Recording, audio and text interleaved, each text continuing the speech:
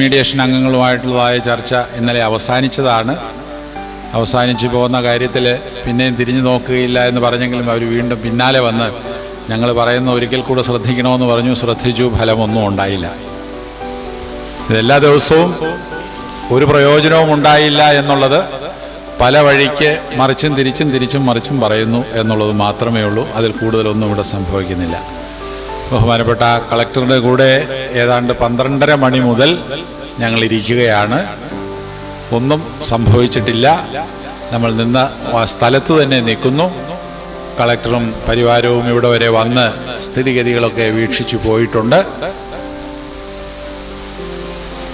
എപ്പോഴും പുതിയ നിർദ്ദേശങ്ങൾ അങ്ങോട്ടും ഇങ്ങോട്ടും ഒക്കെ വയ്ക്കും. പക്ഷേ എല്ലാം അവകാശപ്പെട്ടവരായ നമ്മൾ എല്ലാത്തിൽ നിന്നും കുറേശ്ശെ പിടിവിടണമെന്നും ഒരവകാശവും ഇല്ലാത്തവർക്ക് കുറേശ്ശെ എല്ലാം കൈക്കലാക്കണമെന്നുമുള്ളതായ നിർദ്ദേശങ്ങളാണ് മോളിൽ നിന്ന് വരുന്നത്. നമ്മളെല്ലാ അവകാശവും ഉള്ളവരാണ്. പക്ഷേ നമ്മൾ ഓരോ പ്രാവശ്യവും ഓരോ അടി താഴേക്ക് ഇറങ്ങി കയ്യിൽ സിദ്ധിച്ചതെല്ലാം അല്ലെങ്കിൽ നമുക്ക് അവകാശപ്പെട്ടതെല്ലാം ഓരോന്നോരോന്നായി വിട്ടുകൊടുക്കണം. എന്നാൽ ഒരു അവകാശവുമില്ലാത്തവർ മറുവശത്ത് നിൽക്കുന്നു. അവർക്ക് ഓരോ ദിവസവും പുതിയ കാര്യങ്ങൾ സമ്പാദിച്ചു കൊടുക്കുവാനായിട്ട് അധികൃതർ പരിശ്രമിച്ചു കൊണ്ടിരിക്കുന്നു. അതാണ് ഈ ചർച്ചകളുടെയൊക്കെ നീണ്ടുപോകുന്നതിൻ്റെ കാരണം. അതിൻ്റെയൊക്കെ ഫലവും അത് തന്നെയാണ്. അതല്ലാതെ ഇതുവരെ വേറെ ഒന്നും സംഭവിച്ചിട്ടില്ല.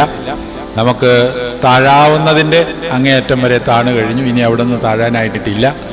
അതുകൊണ്ട് നമ്മൾ ഉപവാസ പ്രാർത്ഥന ശക്തമാക്കുന്നു. നാളെ നമ്മളുടെ പള്ളികളിൽ വിശുദ്ധ കുർബാനയ്ക്ക് ശേഷം സ്ത്രീ പുരുഷന്മാരെല്ലാവരും ചേർന്ന് ഏറ്റവും പ്രധാനപ്പെട്ട സ്ഥലത്തേക്ക് മൗനജാഥ നടത്തണമെന്ന് പറഞ്ഞിട്ടുണ്ട്.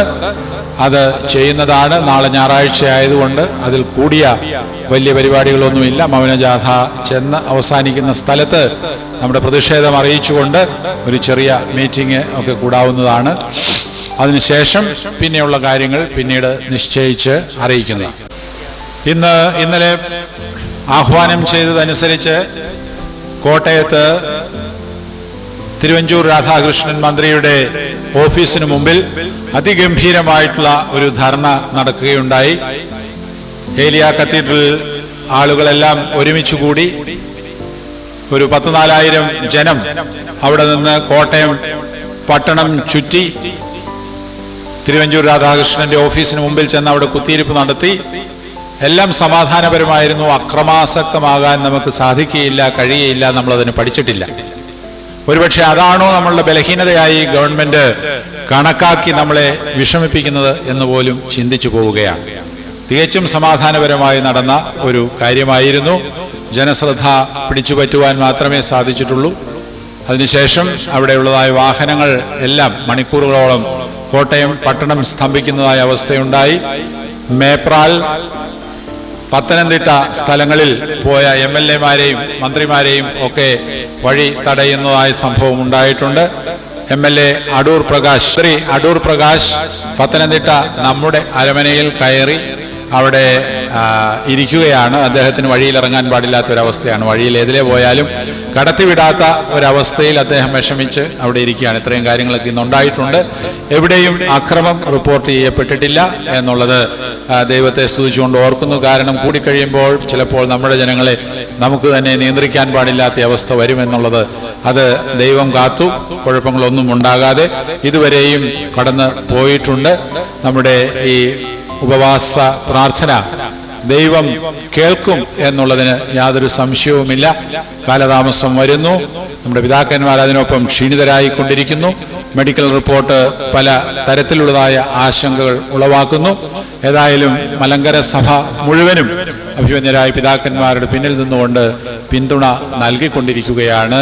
രാത്രികാലങ്ങളിൽ ഇവിടെ നിറച്ച് ജനം ഉണ്ടാകണം. പ്രത്യേകിച്ച് കോലഞ്ചേരിക്കാരോടുള്ളതായ ഒരപേക്ഷയാണ്. സ്ത്രീ പുരുഷന്മാരെല്ലാവരും ഇവിടെ വന്ന് പിതാക്കന്മാരുടെ സന്നിധിയിൽ ജാഗരിക്കുവാൻ തക്കവണ്ണം തയ്യാറായി വരണമേ എന്ന് പ്രത്യേകമായിട്ട് അപേക്ഷിക്കുകയാണ്. ദൂരെയുള്ളവർക്ക് വരുവാൻ പ്രയാസം. വൈദികരെ സംബന്ധിച്ചിടത്തോളം ശനിയാഴ്ച വൈകുന്നേരം എത്താൻ പ്രയാസമുള്ള ദിവസമാണ്. നാളെ ഞായറാഴ്ച എല്ലാവർക്കും ദേവാലയങ്ങളിൽ വിശുദ്ധ കുർബാന അർപ്പിക്കുവാനായിട്ട് പോകേണ്ടിയിരിക്കുന്നു. അതുകൊണ്ട് ജനങ്ങൾ, സ്ത്രീകളും പുരുഷന്മാരും ചേർന്ന് ഈ രാവ് പിതാവിനോടൊപ്പം നമുക്ക് ജാഗരിക്കേണ്ടതായിട്ടുണ്ട്, പ്രാർത്ഥിക്കേണ്ടതായിട്ടുണ്ട്. എല്ലാവരും അതിനായി തയ്യാറായി ഇവിടെ സന്നിഹിതരാകുക.